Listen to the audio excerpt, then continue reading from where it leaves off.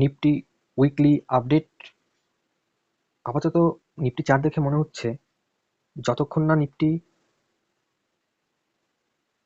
এই লাইনের উপরে যাচ্ছে, অর্থাৎ আমরা বলতে পারি 23,500 কাছাকাছি বা তার উপর দিকে যতক্ষণ না ক্রস করছে, ততক্ষণ শর্ট টার্মের জন্য হলেও নিফটি কিন্তু বুলিশ হওয়ার সম্ভাবনা কম। তাহলে নিফটি কখন বুলিশ হতে পারে? শর্ট টাইমের জন্য কিন্তু নিফটি বুলিশ হতে পারে এই 23,500 উপরে যদি যায় বা এই লাইনটাকে ব্রেক করে। আর যদি আগামীকাল নিফটি গ্যাপ ডাউন খোলে তাহলে কি হতে পারে? গ্যাপ ডাউন বলতে আমি মনে করলাম 23,300 বা 23,200 এরকম জায়গায় যদি নিফটি গ্যাপ ডাউন খোলে, তাহলে কিন্তু মার্কেট পুরোপুরি বেয়ারিশ থাকার সম্ভাবনা রয়েছে।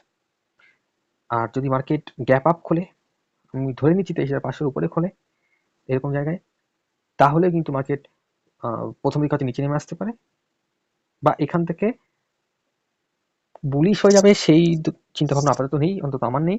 তাহলে এখান থেকে মার্কেট কিন্তু সাইডে চলে যেতে পারে বা শর্ট টার্মের জন্য সামান্য উপরে গিয়ে আবার নিচের দিকে ব্যাক করতে পারে।